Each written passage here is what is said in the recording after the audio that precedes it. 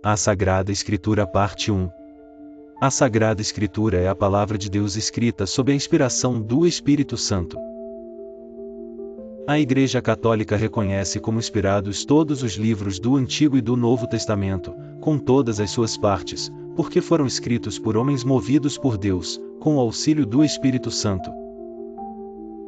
Essa verdade é ensinada pela Constituição Dogmática Dei Verbum, do Concílio Vaticano II, ao afirmar que Deus, ao inspirar os autores sagrados, fez com que escrevessem tudo aquilo, e apenas aquilo, que ele queria comunicar para a nossa salvação.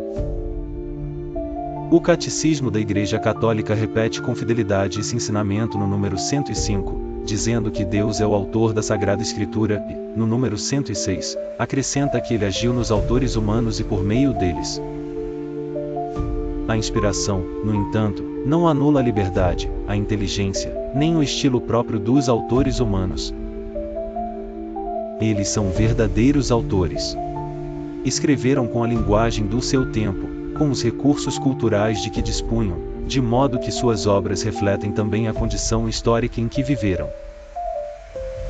Mas, apesar dessa participação plenamente humana, aquilo que escreveram transmite, sem erro, a verdade que Deus quis comunicar para a nossa salvação. Catecismo da Igreja Católica, número 107. Essa verdade não se refere a dados científicos ou técnicos, mas à realidade da salvação. Por isso, a Sagrada Escritura não é um livro científico, embora nada em sua mensagem contradiga a razão. Ela ensina, com segurança e fidelidade, tudo aquilo que Deus quis revelar sobre si mesmo, sobre o homem e sobre o plano divino de salvação. Antes de ser escrita, a fé do povo de Deus era transmitida oralmente. Isso já era verdade no Antigo Testamento, onde os relatos sobre a criação, as promessas feitas a Abraão, a libertação do Egito e a entrega da lei a Moisés foram preservados e comunicados de geração em geração antes de serem fixados por escrito. Da mesma forma, os primeiros cristãos viveram muitos anos apenas da pregação oral dos apóstolos. O primeiro texto do Novo Testamento foi escrito cerca de 20 anos após a ressurreição de Cristo. Mesmo assim, a fé já era vivida, celebrada e anunciada em todas as partes.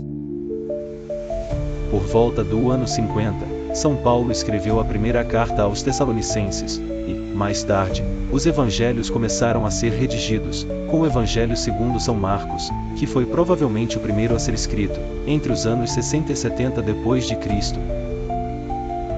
No que diz respeito ao Antigo Testamento, é importante saber que havia duas grandes versões da Bíblia usadas pelos judeus na época de Jesus. Uma era a Bíblia hebraica, formada pelos livros conservados em hebraico e aramaico. A outra era a Septuaginta, uma tradução grega das Escrituras feita entre os séculos 3 e 2 a.C. por judeus que viviam fora da Palestina, especialmente na cidade de Alexandria. Essa versão grega era muito usada nas comunidades judaicas da diáspora, que falavam grego, e foi justamente essa versão que os primeiros cristãos utilizaram em sua pregação, nos escritos e na liturgia. Um exemplo claro disso pode ser encontrado no Evangelho segundo São Mateus, capítulo 1, versículo 23. Ali se cita a profecia de Isaías 7:14 dizendo que uma virgem conceberá e dará à luz um filho.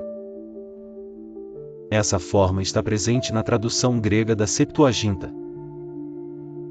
Já no texto hebraico, a palavra usada significa apenas jovem mulher, sem afirmar diretamente a virgindade.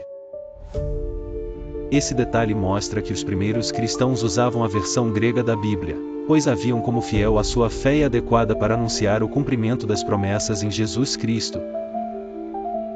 Esse argumento é encontrado em diversos estudos sobre a formação do cânon, como os apresentados por autores clássicos como Jean Danielou e Henry Graham, que explicam a relação entre os escritos apostólicos e a versão grega das Escrituras usadas no Novo Testamento.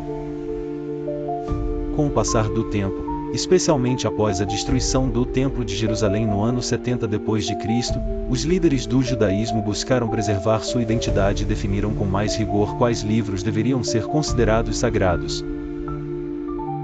Por volta do ano 90, um grupo de rabinos reunidos na cidade de Jamnia decidiu aceitar apenas os livros escritos originalmente em hebraico ou aramaico. Por essa razão, 7 livros que estavam na Septuaginta e que eram conhecidos principalmente em grego foram excluídos do cânon judaico. Esses livros são Tobias, Judite, Sabedoria, Eclesiástico, Baruque, 1º e 2º Macabeus, além de trechos de Esther e Daniel. A Igreja Católica, no entanto, continuou utilizando esses livros na sua liturgia e doutrina, como sempre fizera desde os tempos apostólicos.